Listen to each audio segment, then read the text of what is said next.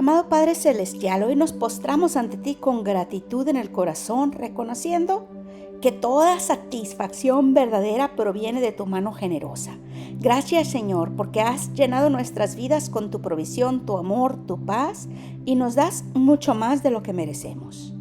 Gracias por los momentos de plenitud, por los días en que nuestra alma descansa en tu fidelidad y por las pequeñas y grandes bendiciones que nos recuerdan que tú cuidas de nosotros. Te alabamos, Señor, porque en ti encontramos contentamiento más allá de lo material, una alegría profunda que no depende de las circunstancias.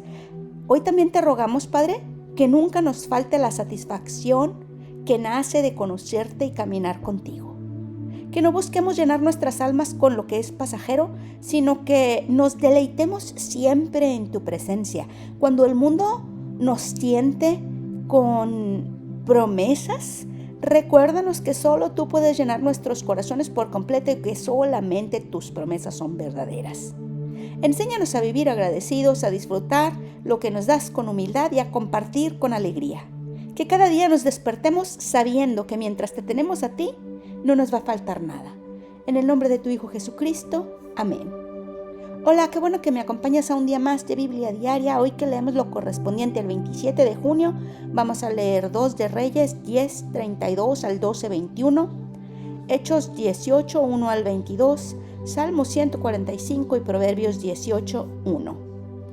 2 de Reyes 10:32 al 12:21. Por aquel tiempo el Señor comenzó a reducir el territorio israelita. Hazael atacó el país por todas las fronteras, desde el Jordán hacia el este, toda la región de Galaad ocupada por las tribus de Gad, Rubén y Manasés, y desde la ciudad de Aroer, junto al arroyo Arnón, hasta las regiones de Galaad y Basán. Los demás acontecimientos del reinado de Jehú y todo lo que hizo y todo su poderío están escritos en el libro de las crónicas de los reyes de Israel. Jehú murió y fue sepultado con sus antepasados en Samaria, y su hijo Joacás lo sucedió en el trono. Jehú reinó en Samaria sobre Israel durante 28 años. Cuando Atalía, madre de Ocosías, vio que su hijo había muerto, tomó medidas para eliminar a toda la familia real.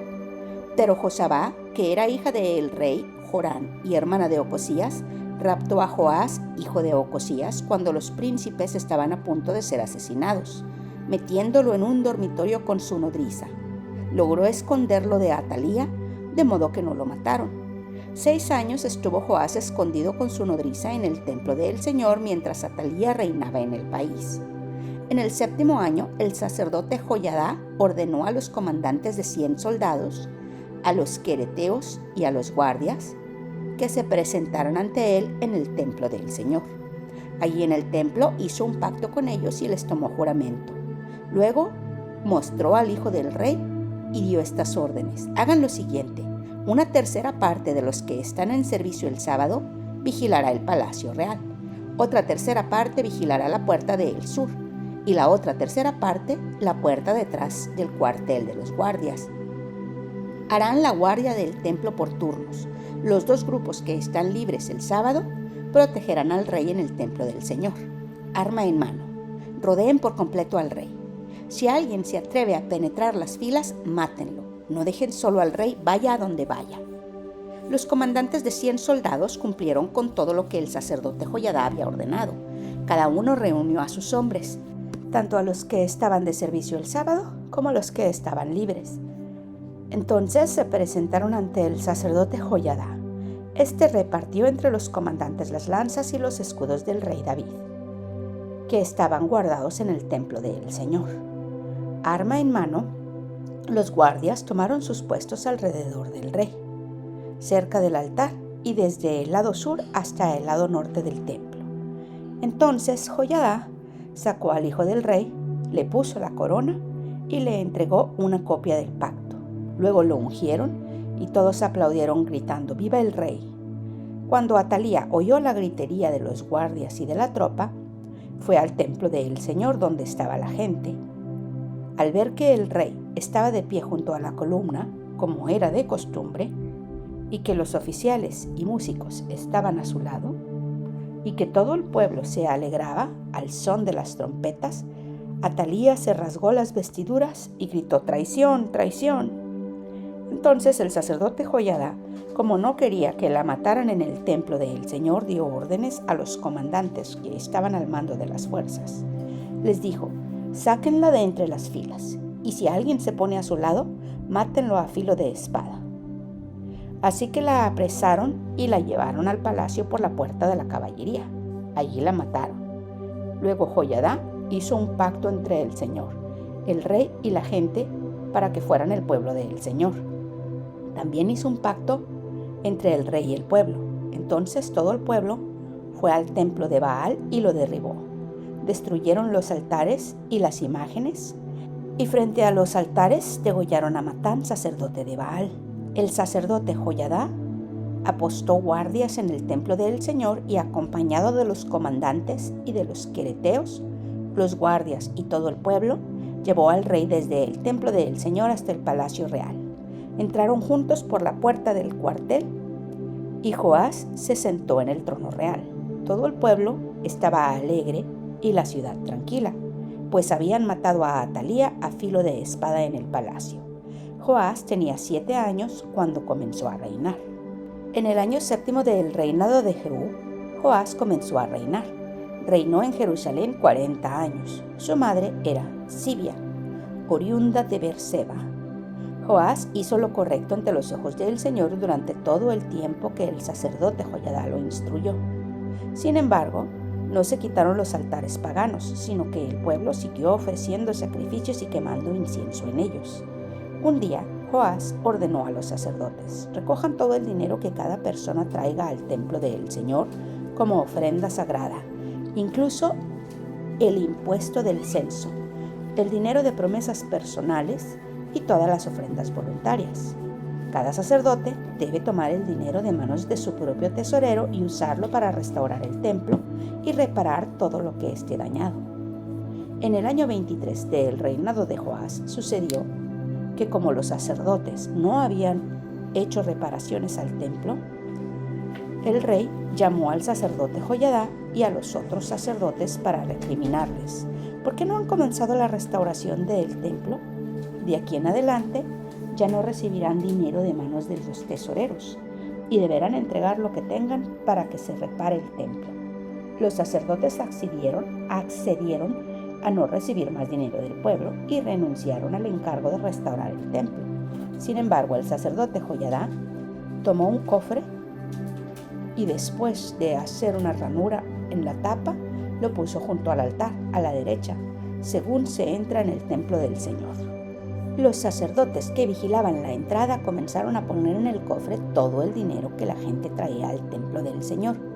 Cuando veían que el cofre ya estaba lleno, subía el secretario real con el sumo sacerdote para vaciarlo y contar el dinero que había en el templo del Señor. Una vez determinada la cantidad, entregaban el dinero a los que supervisaban la restauración del templo. Estos pagaban a los que trabajaban ahí en el templo: carpinteros, maestros de obra, albañiles y canteros. También compraban madera y piedras de cantería y cubrían todos los gastos necesarios para restaurar el templo del Señor. Sin embargo, el dinero que se traía al templo del Señor no se usaba nada para hacer copas, cortapabilos, tazones y trompetas, ni otros utensilios de plata y oro, sino que ese dinero se les entregaba a los trabajadores que lo usaban para reparar el templo del Señor.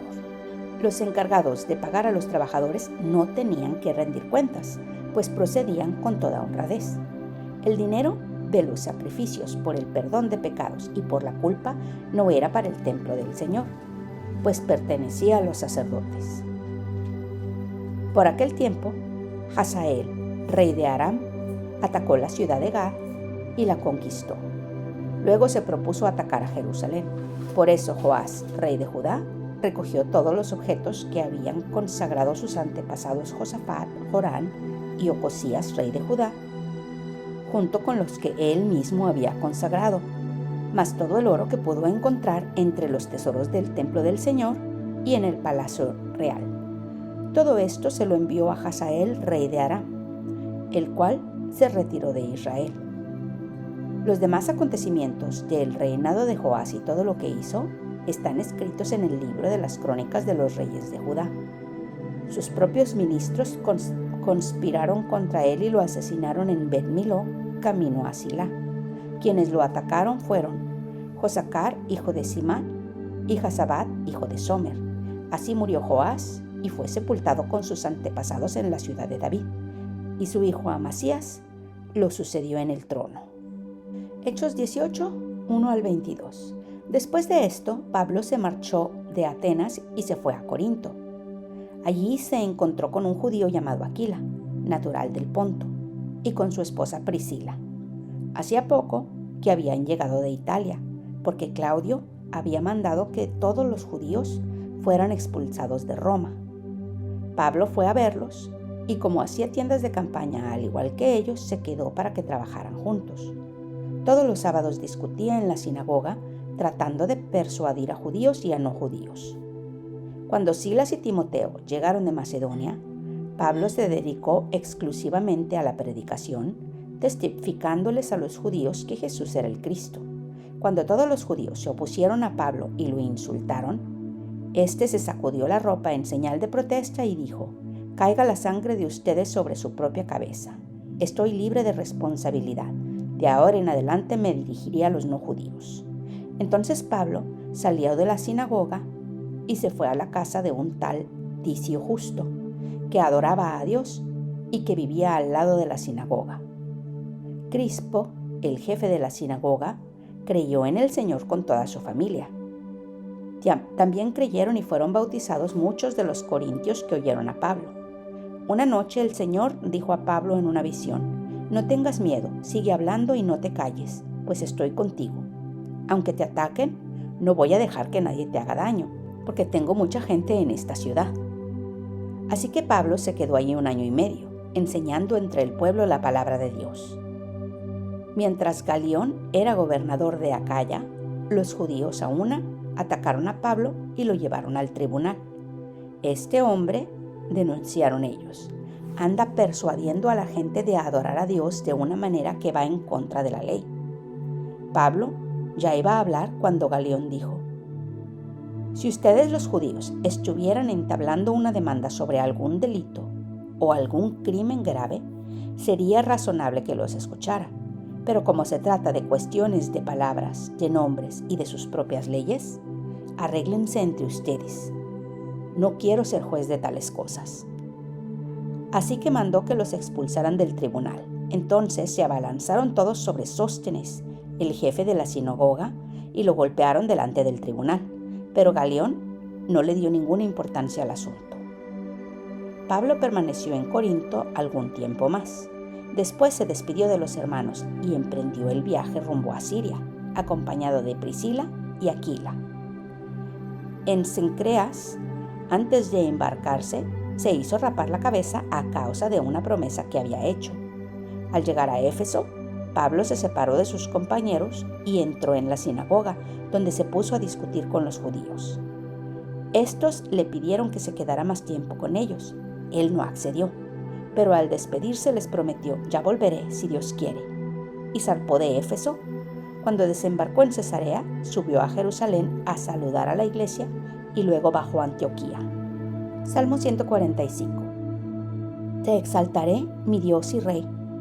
Por siempre bendeciré tu nombre. Todos los días te bendeciré. Por siempre y para siempre alabaré tu nombre. Grande es el Señor y digno de toda alabanza. Su grandeza es insondable. Cada generación celebrará tus obras y proclamará tus proezas. Se hablará del esplendor de tu gloria y majestad, y yo meditaré en tus obras maravillosas. Se hablará del poder de tus portentos, y yo anunciaré la grandeza de tus obras. Se proclamará la memoria de tu inmensa bondad, y se cantará con júbilo de tu justicia. El Señor es misericordioso y compasivo, lento para la ira y grande en amor. El Señor es bueno con todos. Él tiene misericordia de todas sus obras. Que te alaben, Señor, todas tus obras, que te bendigan tus fieles, que hablen de la gloria de tu reino, que proclamen tus proezas, para que todos conozcan tus proezas y la gloria y esplendor de tu reino. Tu reino es un reino eterno. Tu dominio permanece por todas las generaciones. Fiel es el Señor a su palabra y santo en todas sus obras. El Señor sostiene a los caídos y levanta a los agobiados. Los ojos de todos se posan en ti y a su tiempo les das su alimento. Abres la mano y sacias con tus favores a todo ser viviente. El Señor es justo en todos sus caminos y bondadoso en todas sus obras. El Señor está cerca de quienes lo invocan en verdad. Cumple los deseos de quienes le temen, atiende a su clamor y los salva. El Señor cuida a todos los que lo aman, pero aniquilará a todos los malvados. Mi boca proclamará alabanzas al Señor. Alabe su santo nombre todo ser viviente, por siempre y para siempre.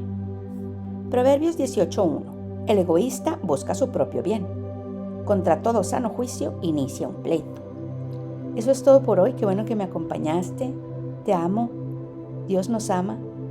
Oremos para que perdone nuestros pecados, nos bendiga, nos proteja, nos prospere. Y si Dios quiere, aquí te espero mañana.